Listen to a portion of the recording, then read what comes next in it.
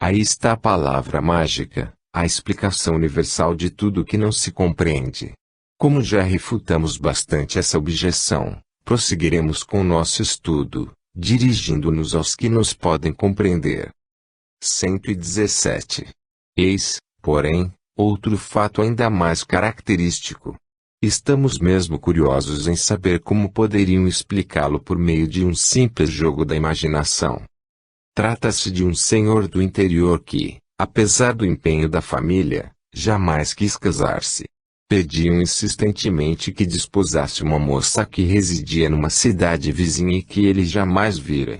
Certo dia, estando no seu quarto, teve a enorme surpresa de se ver em presença de uma jovem vestida de branco e com a cabeça enfeitada por uma coroa de flores. Disse-lhe que era sua noiva e ele estendeu a mão, que ele tomou nas suas, notando que ela usava um anel. Em poucos instantes tudo desapareceu. Surpreendido com aquela aparição, e depois de certificar-se de que estava perfeitamente acordado, perguntou se alguém estivera ali durante o dia, sendo informado de que nenhuma pessoa fora vista em sua casa. Um ano depois, cedendo a novas solicitações de uma parenta, resolveu conhecer a moça que lhe propunham. Chegou à cidade onde ela morava no dia de Corpus Christi. Todos já haviam voltado da procissão. Uma das primeiras pessoas que lhe surgiram diante dos olhos, ao entrar na casa que ia visitar, foi uma jovem, que ele logo reconheceu como a mesma moça que lhe havia aparecido. Usava roupas idênticas à da aparição, que também se dera num dia de Corpus Christi. Ficou muito perturbado, e a mocinha, por seu lado, gritou e sentiu-se mal. Voltando a si, disse já ter visto aquele senhor, um ano antes. O casamento foi realizado. Isso se deu por volta de 1835, época em que ainda não se cogitava de espíritos. Por outro lado, os dois protagonistas desse episódio são extremamente positivistas e dotados da imaginação menos exaltada que há no mundo. Talvez aleguem que o casal tivesse o espírito despertado pela ideia da união proposta e que essa preocupação determinou uma alucinação. Não devemos esquecer, porém, que o futuro marido se conservara tão indiferente ao caso, que deixou passar um ano sem ir ver a sua pretendida. Todavia, mesmo que se admita esta hipótese, restaria explicar ainda a dupla aparição, a coincidência do vestuário com o dia de Corpus Christi e, por fim, o reconhecimento físico e recíproco que se deu entre pessoas que jamais se viram. Circunstâncias que não podem ser produto da imaginação. 118. Antes de prosseguirmos, devemos responder imediatamente a uma pergunta que não deixará de ser feita: como o corpo pode viver, enquanto o espírito está ausente? Poderíamos dizer que o corpo vive a vida orgânica, que independe da presença do espírito, e a prova disto é que as plantas vivem e não têm espírito. No entanto, devemos acrescentar que, durante a vida, o espírito nunca se acha completamente separado do corpo. Do mesmo modo que alguns médiuns videntes, os espíritos reconhecem o espírito de uma pessoa viva por um rastro luminoso que termina no corpo, fenômeno que jamais ocorre quando o corpo está morto, porque, então, a separação é completa. É por meio dessa comunicação que o espírito é avisado imediatamente da necessidade de voltar ao corpo, seja qual for a distância que o separe, dando o seu regresso com a rapidez do relâmpago. Consequentemente, o corpo não pode morrer durante a ausência do espírito, nem pode acontecer que o espírito, ao regressar, encontre a porta fechada, conforme têm dito alguns romancistas em suas histórias recreativas. O Livro dos Espíritos, questões 400 e seguintes. Homens duplos. 119. Voltemos ao nosso assunto. Quando isolado do corpo, o espírito de uma pessoa viva, do mesmo modo que o espírito de alguém que morreu, pode mostrar-se com todas as aparências da realidade.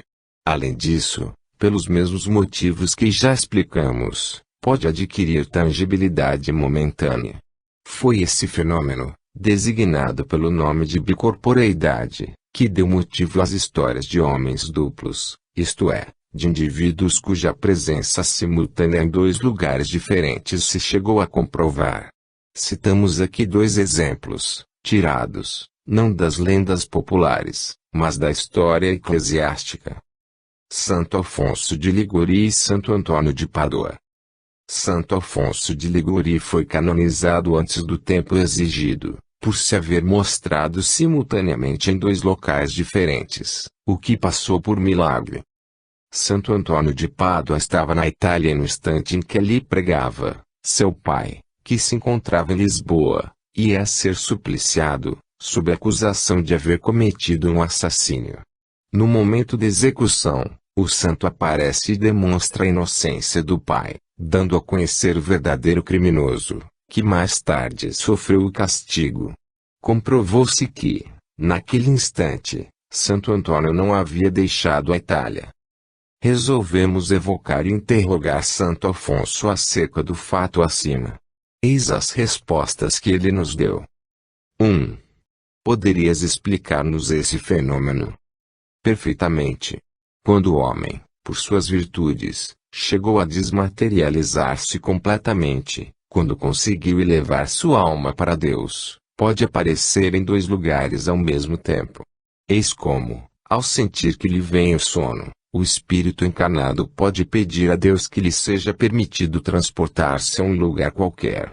Seu espírito, ou sua alma, como quiseres, abandona então o corpo, acompanhado de uma parte do seu perispírito, e deixa a matéria impura num estado próximo do da morte. Digo próximo do da morte, porque no corpo ficou um laço que liga o perispírito e a alma à matéria, laço este que não pode ser definido. O corpo aparece, então, no lugar desejado. Creio que seja tudo o que queres saber. 2. Isso não nos dá a explicação da visibilidade e da tangibilidade do perispírito. Estando desprendido da matéria, de acordo com o seu grau de elevação, o espírito pode tornar-se tangível à matéria. 3. O sono do corpo é indispensável para que o espírito apareça em outros lugares. A alma é capaz de dividir-se, desde que se sinta atraída para um lugar diferente daquele onde se acha seu corpo. Pode acontecer que o corpo não durma, embora isto seja muito raro. Em todo caso, jamais se encontrará num estado perfeitamente normal, estará sempre num estado mais ou menos estático. Observação: a alma não se divide, no sentido literal da palavra. Irradia-se para diversos lados e pode assim manifestar-se em muitos pontos, sem se haver fracionado. Dá-se a mesma coisa que se dá com a luz, que pode refletir-se simultaneamente em muitos espelhos. 4. Imaginemos um homem mergulhado no sono, enquanto seu espírito aparece em outro lugar.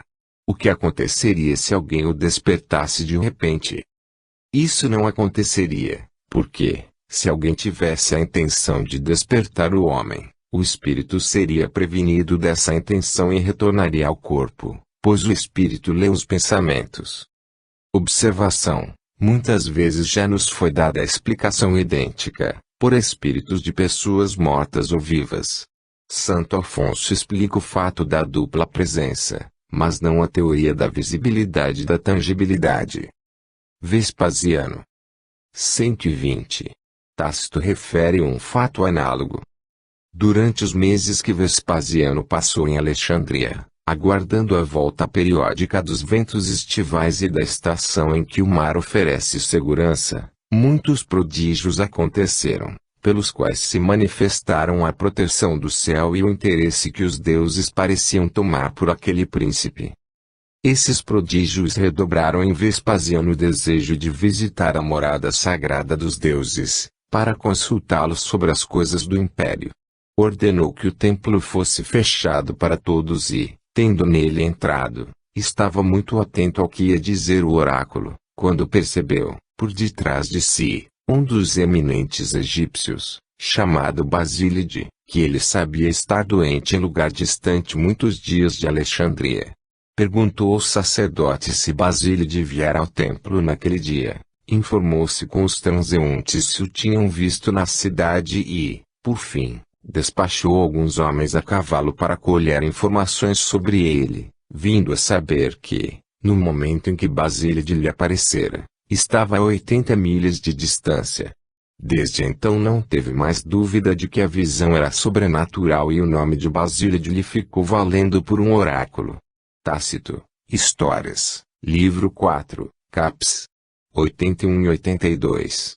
Tradução de Burnouf. 121. O indivíduo que se mostra simultaneamente em dois lugares diferentes tem, portanto, dois corpos. Mas, desses dois corpos, somente um é real, o outro é simples aparência. Pode-se dizer que o primeiro tem a vida orgânica e que o segundo tem a vida da alma. Quando o indivíduo desperta, os dois corpos se reúnem e a vida da alma volta ao corpo material. Não parece possível, pelo menos não temos exemplo algum do fato e a razão o demonstra, que, quando separados, os dois corpos possam gozar, simultaneamente e no mesmo grau, da vida ativa e inteligente. Além disso, pode-se deduzir, com base no que acabamos de falar, que o corpo real não poderia morrer, enquanto o corpo aparente se conservasse visível, uma vez que a aproximação da morte sempre atrai o espírito para o corpo, ainda que apenas por um instante. Do mesmo modo, o corpo aparente não poderia ser assassinado, porque não é orgânico, não é formado de carne e osso. Desapareceria no momento em que o quisessem matar. Transfiguração. 122. Passemos ao segundo fenômeno, o da transfiguração. Consiste na mudança de aspecto de um corpo vivo. Eis um fato dessa natureza, cuja perfeita autenticidade podemos garantir, ocorrido durante os anos de 1858 e 1859, nos arredores de Saint-Étienne. Uma jovem de cerca de 15 anos gozava da singular faculdade de se transfigurar, isto é, de tomar, em dados momentos, todas as aparências de certas pessoas mortas. A ilusão era tão completa que se acreditava ter diante de si a própria pessoa, cuja aparência ela tomava, tal a semelhança dos traços fisionômicos, do olhar, do som da voz e, até mesmo, de certas expressões coloquiais. Esse fenômeno se repetiu centenas de vezes, sem qualquer participação da vontade da jovem. Tomou várias vezes a aparência de seu irmão, falecido alguns anos antes. Reproduzia-lhe não somente o semblante, como também o porte e a corpulência. Um médico do lugar, que muitas vezes havia presenciado esses estranhos efeitos, querendo assegurar-se de que não era vítima de ilusão, fez interessante experiência. Colhemos as informações dele mesmo, do pai da moça e de diversas outras testemunhas oculares, muito honradas e dignas de crédito. O médico teve a ideia de pesar a jovem no seu estado normal e durante a transfiguração, quando apresentava a aparência do irmão, que contava, ao morrer, 20 e tantos anos, e que era mais alto do que ela e de compleição mais forte. Pois bem, verificou que o peso da jovem quase dobrava, quando estava transfigurada. A experiência era conclusiva, de modo que se tornava impossível atribuir-se àquela aparência uma simples ilusão de óptica. Tentemos explicar esse fato, que em outro tempo teria sido qualificado de milagre e que hoje chamamos simplesmente de fenômeno. 123. Em alguns casos, a transfiguração pode originar-se de uma simples contração muscular, capaz de dar à fisionomia uma expressão muito diferente da habitual, a ponto de tornar a pessoa quase irreconhecível. Já observamos diversas vezes com alguns sonâmbulos, mas, nesse caso, a transformação não é radical. Uma mulher poderá aparecer jovem ou velha, bela ou feia, mas será sempre uma mulher e, sobretudo, seu peso não aumentará, nem diminuirá. No caso de que tratamos, é evidente que existe mais alguma coisa. A teoria do perispírito vai nos esclarecer. Admite-se, em princípio, que o espírito pode dar ao seu perispírito todas as aparências, que, mediante uma modificação na disposição molecular, pode dar-lhe a visibilidade, A tangibilidade e, por conseguinte, a opacidade, que o perispírito de uma pessoa viva, isolado do corpo, é passiva das mesmas transformações, e que essa mudança de estado se opera pela combinação dos fluidos. Imaginemos, agora, o perispírito de uma pessoa viva, não isolado, mas irradiando-se em volta do corpo, de maneira a envolvê-lo numa espécie de vapor. Nesse estado, o perispírito pode sofrer as mesmas modificações que sofreria, caso estivesse separado do corpo. Se perder a sua transparência, o corpo pode desaparecer, tornar-se invisível e ficar velado, como se estivesse mergulhado num nevoeiro. Poderá mesmo mudar de aspecto, fazer-se brilhante, se tal for a vontade ou o poder do espírito. Um outro espírito, combinando seus próprios fluidos com os do primeiro, poderá imprimir aparência que lhe é própria, de tal sorte que o corpo real desaparecerá sob o envoltório fluídico exterior, cuja aparência pode variar à vontade do espírito. Esta parece ser a verdadeira causa do estranho e raro fenômeno da transfiguração. Quanto à diferença de peso, explica-se da mesma maneira porque explicamos o peso dos corpos inertes. O peso intrínseco do corpo não variou, porque não aumentou nele a quantidade de matéria. Sofreu, porém, a influência de um agente exterior, que pode aumentar ou diminuir o seu peso relativo, conforme explicamos nos itens 78 e seguintes. É provável, portanto, que se a transfiguração tivesse tomado o aspecto de uma criança, o peso teria diminuído proporcionalmente. Invisibilidade. 124. Compreende-se que o corpo possa tomar uma aparência maior do que a sua ou das mesmas dimensões. Como, entretanto, poderia assumir uma aparência de dimensão menor, a de uma criança, conforme acabamos de dizer. Neste caso, não será de prever que o corpo real ultrapasse os limites do corpo aparente.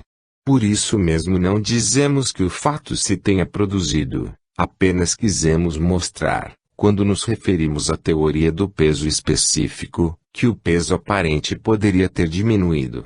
Quanto ao fenômeno em si, não afirmamos nem a sua possibilidade nem a sua impossibilidade.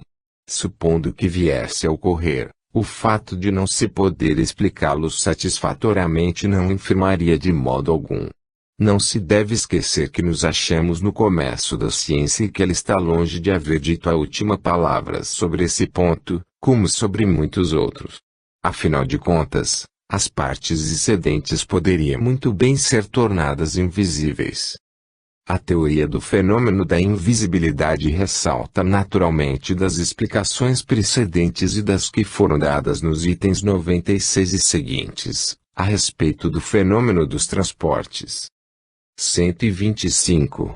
Resta-nos falar do estranho fenômeno dos agêneres que, por mais extraordinário nos pareça à primeira vista, não é mais sobrenatural do que os outros.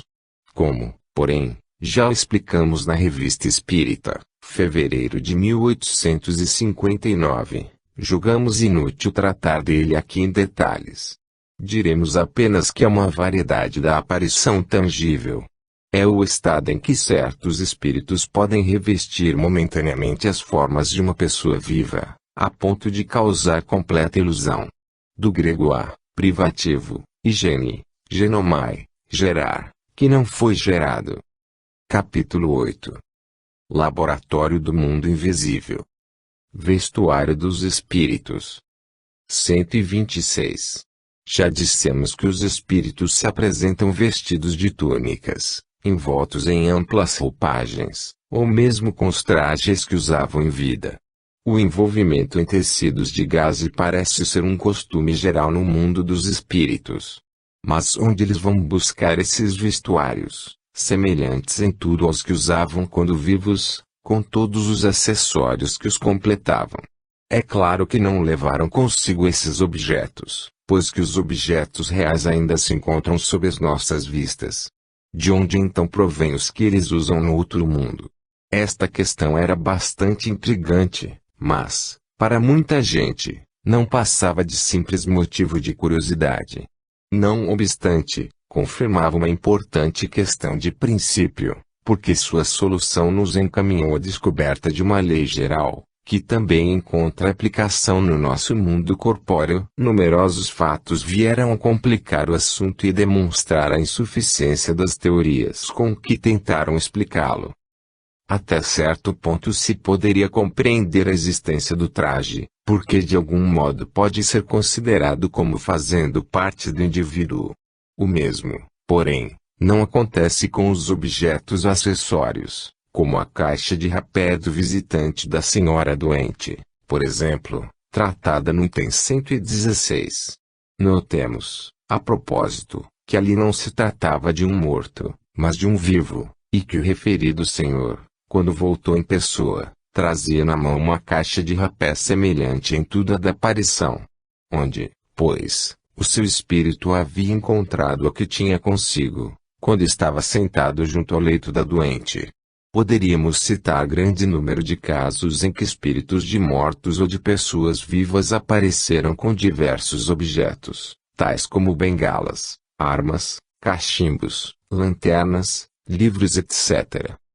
Veio-nos então a ideia de que, possivelmente, os corpos inertes do mundo material poderiam ter correspondentes etéreos no mundo invisível, que a matéria condensada que forma os objetos poderia ter uma parte quintessenciada, que nos escapa aos sentidos.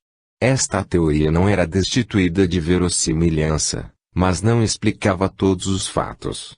Um deles, principalmente, parecia frustrar todas as interpretações. Até então, não se tratara senão de imagens ou aparências. Vimos perfeitamente bem que o perispírito pode adquirir as propriedades da matéria e tornar-se tangível, mas essa tangibilidade é apenas momentânea e o corpo sólido se desvanece como uma sombra. Já é um fenômeno extraordinário, porém, o que é ainda mais extraordinário é a produção de matéria sólida persistente, provada por numerosos fatos autênticos, notadamente o da escrita direta, de que trataremos com minúcias em capítulo especial. Todavia, como este fenômeno se liga intimamente ao assunto de que agora tratamos, constituindo uma de suas mais positivas aplicações, anteciparemos a ordem em que deveria aparecer.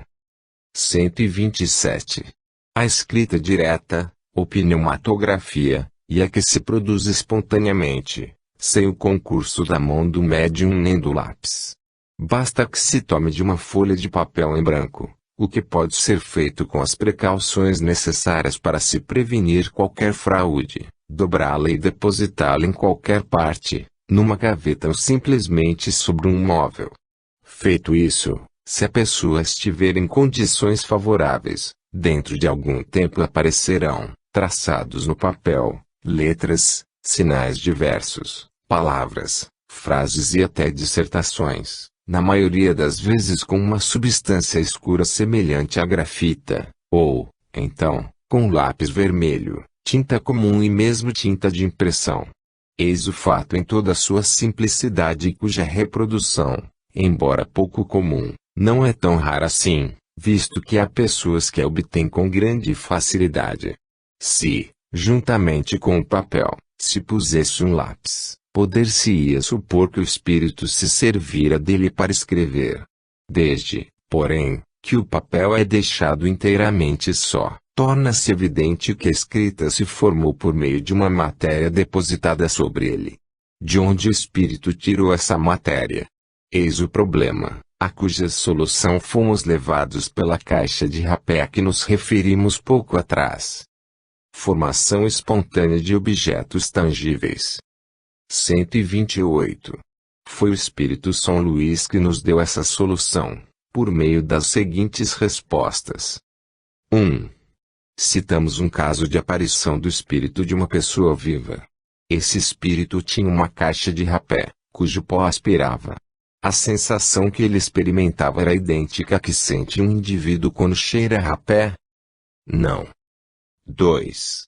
A caixa de rapé tinha a mesma forma da tabaqueira de que ele se servia habitualmente, que estava guardada em sua casa. Que vinha a ser aquela caixa nas mãos da aparição? Uma aparência. Era para que a circunstância fosse notada, como realmente foi, e não tomassem aparição por uma alucinação devida ao estado de saúde da vidente. O espírito queria que a senhora em questão acreditasse na realidade da sua presença, tomando, para isso, todas as aparências da realidade. 3. Disseste que era uma aparência, mas uma aparência nada tem de real, é como uma ilusão de óptica. Gostaríamos de saber se aquela caixa de rapé era apenas uma imagem sem realidade ou se nela havia alguma coisa de material. Certamente. É com auxílio deste princípio material que o perispírito toma a aparência de vestuários semelhantes aos que o espírito usava quando encarnado. Observação. É evidente, neste caso, que devemos entender a palavra aparência no seu sentido de aspecto, de imitação. A caixa de rapé real não estava lá, a que o espírito segurava era apenas a representação da verdadeira. Era, pois, com relação à caixa original, uma simples aparência, embora formada de um princípio material. A experiência nos ensina que nem sempre devemos tomar ao pé da letra certas expressões utilizadas pelos espíritos. Interpretando-as de acordo com as nossas ideias, nós nos expomos a grandes equívocos.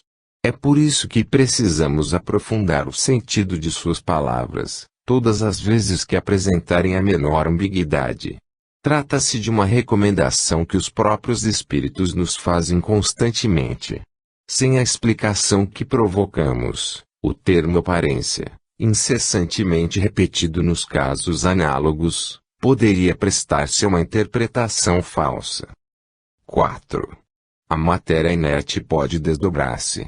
Porventura haveria no mundo invisível uma matéria essencial, capaz de tomar a forma dos objetos que vemos. Numa palavra, esses objetos terão o seu duplo etéreo no mundo invisível, como os homens são nele representados pelos espíritos. Não é assim que as coisas se passam.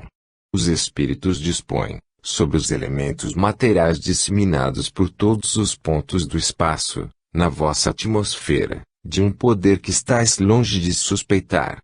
Podem, pois, concentrar à vontade esses elementos e dar-lhes a forma aparente que corresponda à dos objetos materiais. Observação. Como se pode ver, esta pergunta era a tradução do nosso pensamento, isto é, da ideia que formávamos da natureza de tais objetos. Se as respostas fossem reflexo do pensamento, conforme pretendem alguns, teríamos obtido a confirmação da nossa teoria e não uma teoria contrária. 5. Faço novamente a pergunta, de modo categórico, a fim de evitar todo e qualquer equívoco, as vestes com que os espíritos se cobrem são alguma coisa? Creio que a minha resposta precedente resolve a questão. Não sabeis que o próprio perispírito é alguma coisa? Modificação das propriedades da matéria. 6. Presume-se, com base nessa explicação, que os espíritos submetem a matéria etérea às transformações que bem entendam. Assim, por exemplo, com relação à caixa de rapé, o espírito não a encontrou completamente feita, ele mesmo a fez, no momento em que teve a necessidade dela, por ato de sua vontade. E, do mesmo modo que a fez, pôde desfazê-la. É isso mesmo que acontece com todos os outros objetos, como vestuários, joias etc. Mas evidentemente. 7. A caixa de rapé era tão perfeita que produziu na mulher a ilusão de uma tabaqueira material. O espírito poderia torná-la tangível para ela. Poderia. 8. Já que é assim, aquela senhora poderia tomá-la nas mãos, certa de estar segurando uma caixa de rapé verdadeira? Sim. 9. Se abrisse a caixa, encontraria rapé no seu interior. E se aspirasse o rapé, ele a faria espirrar? Sim. 10. Então o espírito pode dar a um objeto não somente a forma, mas também propriedades especiais? Se o quiser. Foi baseado neste princípio que respondi afirmativamente às perguntas anteriores. Tereis provas da poderosa ação que os espíritos exercem sobre a matéria, ação que estais longe de suspeitar, como eu disse há pouco. 11. Suponhamos, então, que quisesse fazer uma substância venenosa. Se uma pessoa a ingerisse, ficaria envenenada? Embora fosse capaz de fazê-la, o espírito não o faria, porque isso não lhe é permitido. 12. Poderá fazer uma substância salutar que sirva para curar uma enfermidade? E já se terá apresentado algum caso destes? Sim, muitas vezes. 13. Então, poderia fazer também uma substância alimentar. Suponhamos que tenha feito uma fruta, uma iguaria qualquer. Se alguém pudesse comer a fruta ou a iguaria, ficaria saciado. Ficaria, sim, mas não procureis tanto para achar o que é tão fácil de compreender. Basta um raio de sol para tornar perceptíveis aos vossos órgãos grosseiros essas partículas materiais que enchem o espaço onde viveis. Não sabeis que o ar contém vapores d'água? Se os condensardes, eles voltarão ao estado normal. Privai do calor essas moléculas impalpáveis e invisíveis e elas se tornarão um corpo sólido e bem sólido, e, assim, muitas outras substâncias de que os químicos tirarão maravilhas ainda mais surpreendentes. É que os espíritos dispõem de instrumentos mais perfeitos do que os vossos, a vontade e a permissão de Deus. Observação: a questão da saciedade é aqui muito importante. Como uma substância pode produzir essa saciedade, se sua existência e propriedades são meramente temporárias e, de certo modo, convencionais? O que acontece é que essa substância, pelo seu contato com o estômago, produz a sensação da saciedade, mas não a saciedade que resulta da plenitude. Desde que uma substância dessa natureza pode atuar sobre a economia e modificar um estado mórbido, também pode, perfeitamente, atuar sobre o estômago e produzir aí a impressão da saciedade. Rogamos, todavia, aos senhores farmacêuticos e donos de restaurantes que não se sintam enciumados, nem creiam que os espíritos lhes venham fazer concorrência. Esses casos são raros, excepcionais e nunca dependem da vontade. Se não fosse assim, todos se alimentariam e se curariam a preço baratíssimo. 14. Os objetos que se tornam tangíveis graças à vontade do espírito poderiam permanecer com esse caráter e serem usados como objetos comuns? Isso poderia acontecer, mas não se faz.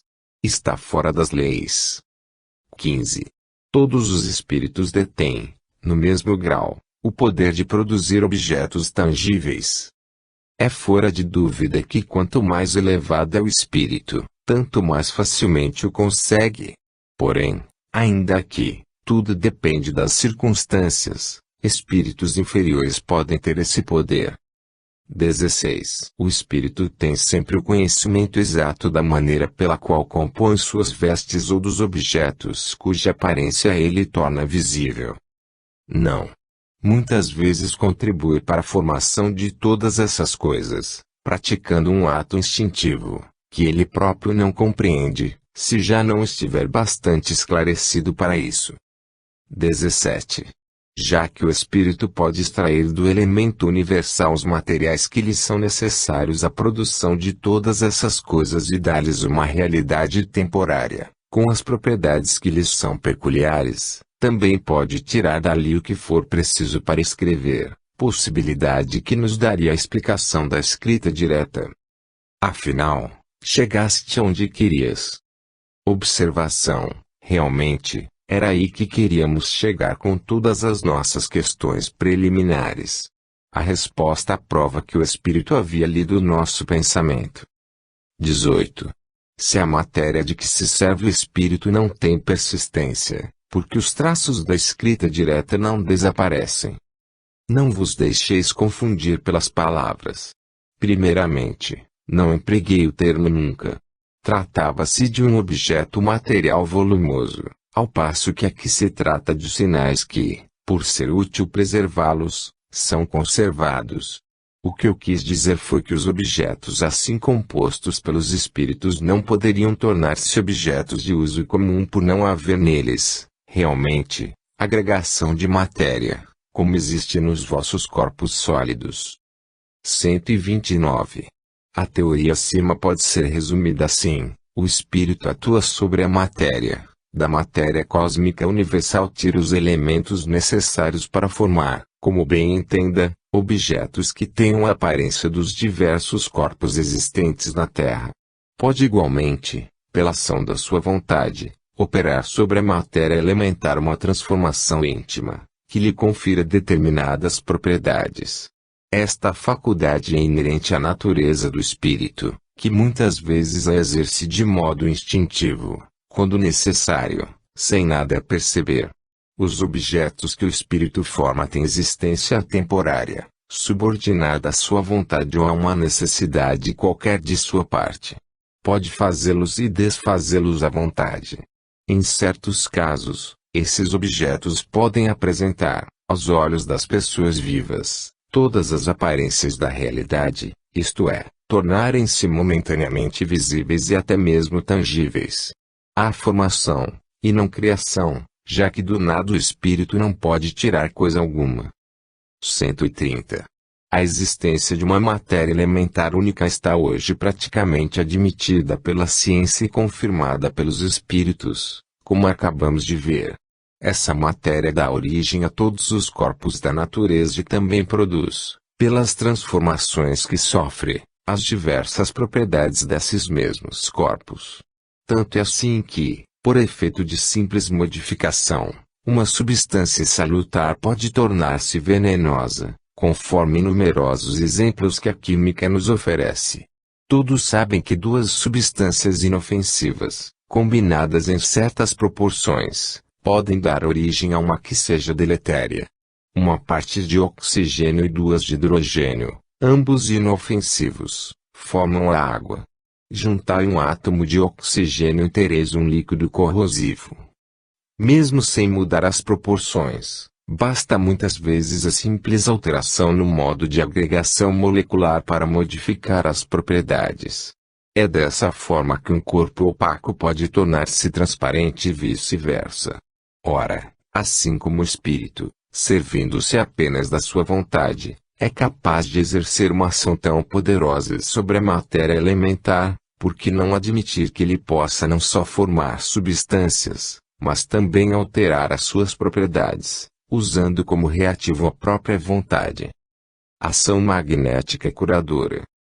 131. Esta teoria nos dá a solução de um fato bem conhecido em magnetismo, mas até hoje não explicado, o da mudança das propriedades da água pela ação da vontade. O espírito atuante é o do magnetizador, quase sempre assistido por outro espírito. Ele opera uma transmutação por meio do fluido magnético que, como já dissemos, é a substância que mais se aproxima da matéria cósmica ou elemento universal.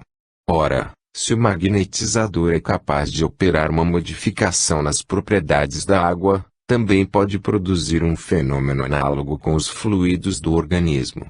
Daí o efeito curativo da ação magnética, convenientemente dirigida. Sabe-se do papel capital que desempenha a vontade em todos os fenômenos do magnetismo. Porém, como explicar a ação material de um agente tão sutil? A vontade não é um ser, uma substância qualquer, não é nem mesmo uma propriedade da matéria mais etérea que exista. A vontade é atributo essencial do espírito, isto é, do ser pensante. Com o auxílio dessa alavanca, ele atua sobre a matéria elementar e, por uma ação consecutiva, reage sobre os seus componentes, possibilitando assim a transformação de suas propriedades íntimas. A vontade é atributo do espírito encarnado, tanto quanto do espírito errante. Daí o poder do magnetizador, poder que se sabe está na razão direta da força de vontade. Assim como o espírito encarnado pode agir sobre a matéria elementar, também pode, dentro de certos limites, modificar as suas propriedades, o que explica a faculdade de cura pelo contato e pela imposição das mãos, faculdade que algumas pessoas possuem em grau mais ou menos elevado. Veja-se, no capítulo sobre os médiuns, o parágrafo referente aos médiuns curadores. Veja-se também a Revista Espírita, de julho de 1859, os artigos, o Zoavo de Magenta, um oficial do exército da Itália. Capítulo 9. Lugares assombrados. 132. As manifestações espontâneas, que em todos os tempos se têm produzido, bem como a persistência de alguns espíritos em darem sinais ostensivos de sua presença em certas localidades, constituem a origem da crença na existência de lugares mal assombrados. As respostas que se seguem foram dadas às perguntas que dirigimos aos espíritos sobre este assunto. 1. Os espíritos se apegam somente às pessoas ou também às coisas? Depende da elevação deles.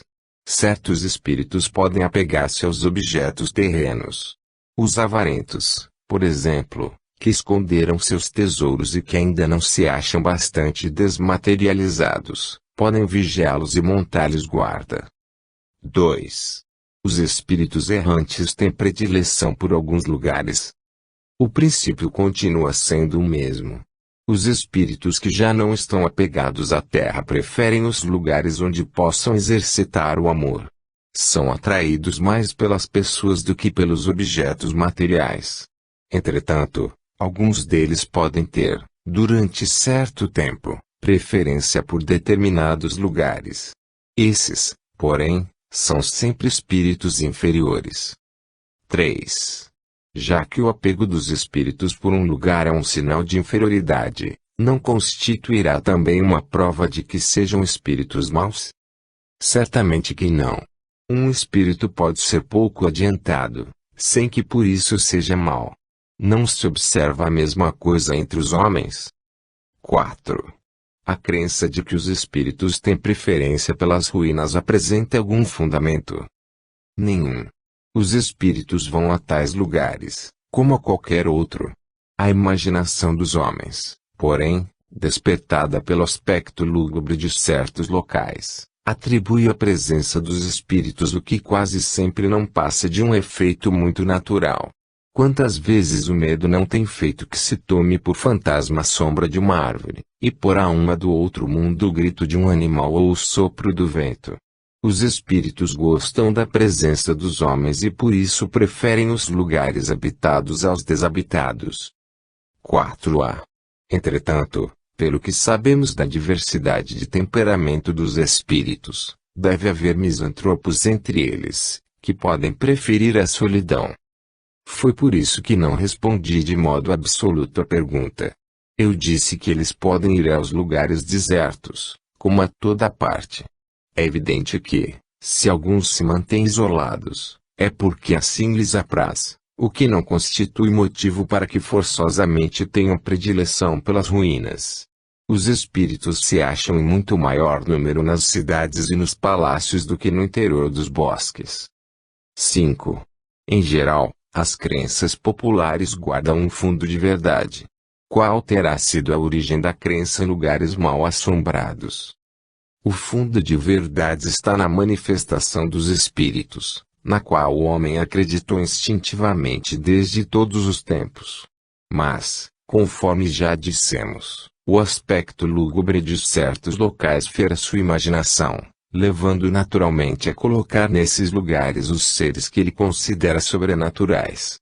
Essa crença supersticiosa é alimentada pelas narrativas poéticas e pelos contos fantásticos com que o acalentaram na infância. 6. Os espíritos têm predileção por determinados dias e horas para se reunirem? Não. Os dias e as horas são medidas de tempo para o uso dos homens e para a vida corpórea, das quais os espíritos não necessitam e nem fazem nenhum caso. 7. De onde se originou a ideia de que os espíritos aparecem de preferência à noite? Da impressão que o silêncio e a obscuridade produzem na imaginação. Todas essas crenças são superstições que o conhecimento racional do espiritismo destruirá. O mesmo se dá com os dias e as horas que muitos julgam lhes serem mais favoráveis. Ficais certo de que influência da meia-noite jamais existiu, a não ser nos contos. 7a. Sendo assim, por que então alguns espíritos anunciam sua vinda para dias certos e determinados, como a sexta-feira, por exemplo. São espíritos que se aproveitam da credulidade dos homens para se divertirem. É pela mesma razão que uns se dizem o diabo ou dão a si mesmos nomes infernais. Mostrar-lhes que não sois tolos e eles não voltarão mais. 8. Os espíritos preferem frequentar os túmulos onde repousam seus corpos. O corpo não era mais que uma vestimenta. Do mesmo modo que o prisioneiro não sente a menor atração pelas correntes que o prendem, os espíritos também não ligam nenhuma importância ao envoltório que os fazia sofrer. 8a. As preces que por eles fazemos junto de seus túmulos lhes são mais agradáveis e os atraem mais do que as feitas em outros lugares. Como sabeis, a prece é uma evocação que atrai os espíritos. Sua ação será tanto maior quanto mais fervorosa e sincera for. Ora, diante de um túmulo venerado, as pessoas se concentram mais facilmente do que em outra parte, e a conservação piedosa de relíquias é um testemunho de afeição que se dá ao espírito e que nunca deixa de o sensibilizar. É sempre o pensamento que atua sobre o espírito, e não os objetos materiais. Esses objetos exercem mais influência sobre aquele que ora do que sobre o espírito, porque fixam melhor a atenção do encarnado. 9. À vista disso, parece que não se deve considerar absolutamente falsa a crença em lugares mal assombrados. Dissemos que certos espíritos podem sentir-se atraídos por coisas materiais e também por certos locais, onde parecem estabelecer domicílio, até que desapareçam as circunstâncias que os faziam buscar esses lugares. 9a. Quais as circunstâncias que podem levá-los a buscar tais lugares? A simpatia por algumas das pessoas que os frequentam ou o desejo de se comunicarem com elas. Entretanto, nem sempre são louváveis as intenções que os animam. Quando são espíritos maus, podem querer vingar-se das pessoas de quem guardam queixas. A permanência em determinado lugar também pode ser, para alguns espíritos, uma punição que lhes é infligida, sobretudo se ali cometeram um crime, a fim de que o tenham constantemente diante dos olhos. 10. São sempre os antigos moradores que assombram os lugares mal assombrados. Sempre, não, algumas vezes, sim. Se o antigo morador de um desses lugares for espírito elevado, não se preocupará com a sua habitação terrena nem com o seu corpo. Os espíritos que assombram certos lugares quase sempre o fazem por mero capricho, a menos que para lá sejam atraídos pela simpatia que lhes inspirem certas pessoas. 10a. Eles podem estabelecer-se num lugar desses, com vistas a protegerem uma pessoa ou a própria família. Certamente, se forem espíritos bons. Porém, neste caso, nunca manifestam sua presença por meios desagradáveis. 11. Haverá qualquer coisa de real na história da Dama Branca. Apenas um conto, extraído de 1000 fatos verdadeiros. 12. Será racional o homem temer os lugares assombrados pelos espíritos? Não. Os espíritos que assombram certos lugares e neles produzem desordens querem mais se divertir à custa da credulidade e da covardia dos homens, do que propriamente lhes fazer mal. Aliás, deveis lembrar-vos de que, havendo espíritos por toda parte, sempre os tereis ao vosso lado, onde quer que estejais, mesmo nas casas mais sossegadas. Quase sempre, eles só assombram certas casas porque encontram nelas a oportunidade de manifestarem sua presença. 13.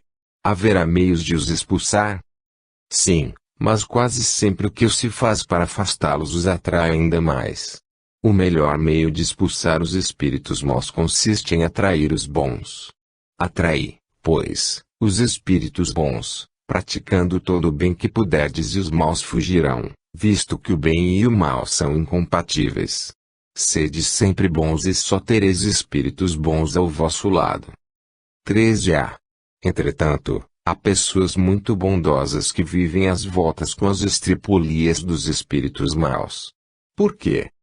Se essas pessoas são realmente boas, isso acontece talvez como prova, para exercitar a paciência delas e estimulá-las a se tornarem ainda melhores. Não acrediteis, porém, que as que falam das virtudes sejam as que mais as possuem. Aquele que é possuidor de qualidades reais quase sempre o ignora ou nunca fala a respeito. 14. Que pensar da eficácia do exorcismo para expulsar os espíritos maus dos lugares mal assombrados? Já viste alguma vez esse meio dar resultado?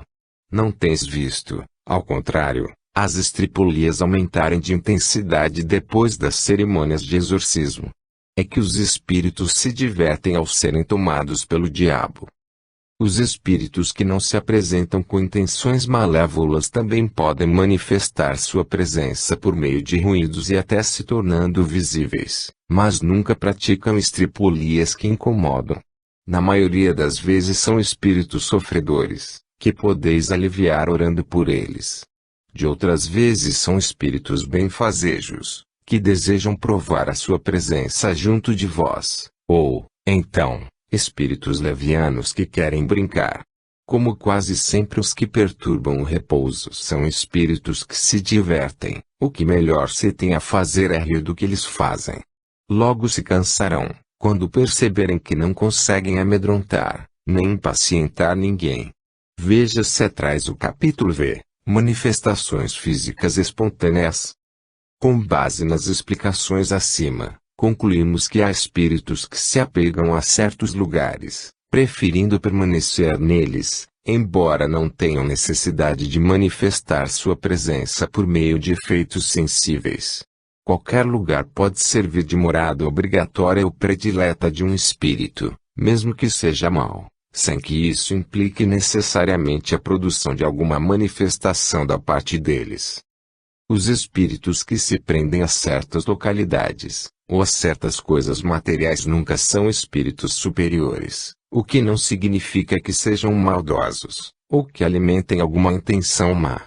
Não raro, são até comensais mais úteis do que prejudiciais, já que podem proteger as pessoas pelas quais se interessam. Capítulo 10. Natureza das comunicações. 133. Dissemos que todo efeito que revela, na sua causalidade, um ato de livre vontade, demonstra, por isso mesmo, uma causa inteligente, por mais insignificante que seja essa ação. Assim, um simples movimento de mesa, que responda ao nosso pensamento ou manifeste caráter intencional, pode ser considerado uma manifestação inteligente. Se o resultado se limitasse a isso, só despertaria em nós interesse muito secundário. Contudo, já seria alguma coisa termos a prova de que há, em tais fenômenos, mais que uma ação puramente material, não obstante seja nula, ou muito restrita, a utilidade prática que daí possamos tirar. O quadro muda completamente de aspecto quando essa inteligência se desenvolve, permitindo troca regular e contínua de ideias. Já não se trata de simples manifestações inteligentes, mas de verdadeiras comunicações. Os meios de que hoje dispomos permitem que se obtenham comunicações tão extensas, tão explícitas e tão rápidas como as que mantemos com os homens. Quem estiver bem compenetrado da variedade infinita que apresentam os espíritos, o Livro dos Espíritos, questão 100, escala espírita, sobre o duplo aspecto da inteligência e da moralidade, facilmente se convencerá de que deve haver diferença entre as comunicações que eles dão, a se refletirem na elevação ou na baixeza de suas ideias, de seu saber e de sua ignorância, de seus vícios e de suas virtudes. Numa palavra, elas não devem assemelhar-se mais do que as dos homens, desde o selvagem até o europeu mais esclarecido. Podemos agrupá-las em 4 categorias principais, de acordo com as características distintivas que cada uma apresenta: grosseiras, frívolas, sérias e instrutivas. Comunicações grosseiras. 134. Comunicações grosseiras são as que se traduzem por expressões que ferem o decoro. Só podem provir de espíritos de baixa condição, ainda cobertos de todas as impurezas da matéria, e em nada diferem das comunicações dadas por homens viciosos e grosseiros. Repugnam a quem quer que tenha um mínimo de delicadeza de sentimentos. De acordo com o caráter dos espíritos que as transmitem, serão triviais, ignóbeis, obscenas, insolentes, arrogantes, malévolas e mesmo ímpias. Comunicações frívolas. 135. As comunicações frívolas emanam de espíritos levianos, zombeteiros ou brincalhões, mais maliciosos do que maus, e que não ligam a menor importância ao que dizem.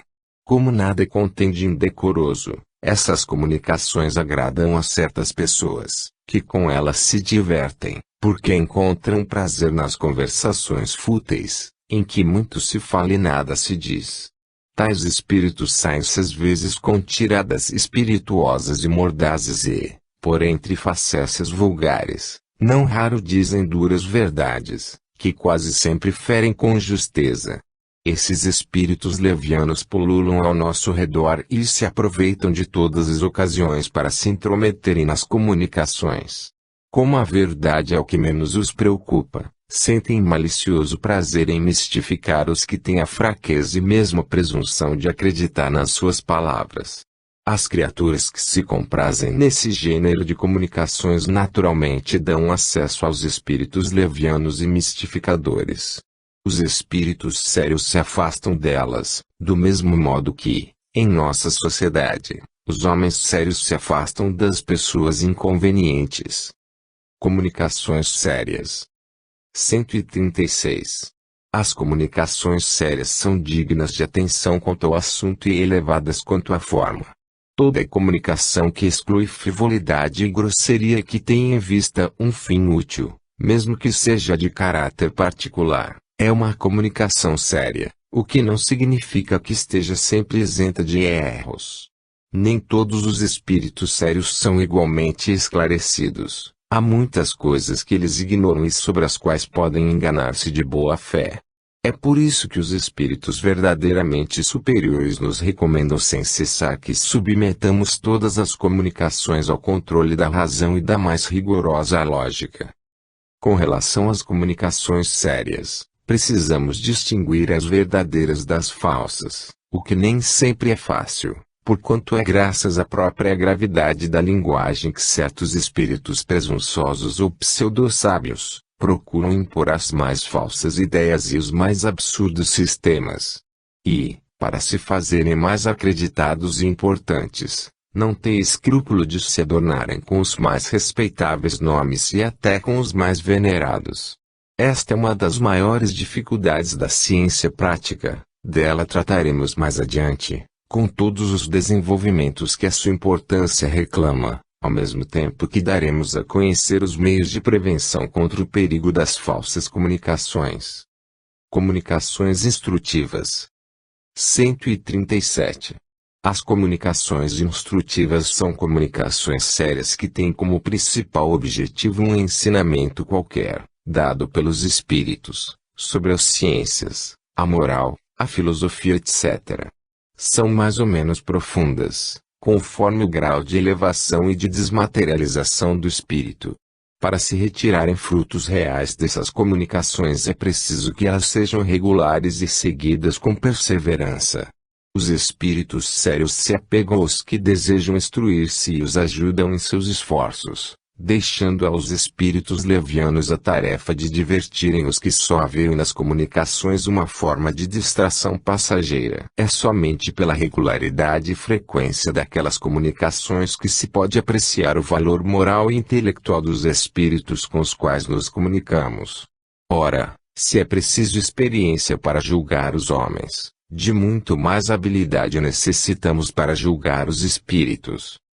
Dando a essas comunicações a qualificação de instrutivas, partimos da suposição de que elas sejam verdadeiras, pois o que não for verdadeiro não pode ser instrutivo, ainda que dito na mais imponente linguagem. Consequentemente, não poderíamos incluir nessa categoria certos ensinos que de sério só têm a forma, muitas vezes empolada e enfática, por meio da qual os espíritos, mais presunçosos do que sábios, pretendem iludir os que os recebem. Porém, não conseguindo suprir a substância que lhes falta, são incapazes de sustentar por muito tempo o papel que procuram desempenhar, traindo-se logo e pondo à nu sua fraqueza, por pouca sequência que apresentem os seus ditados ou que se saiba empurrá-los até os seus últimos redutos.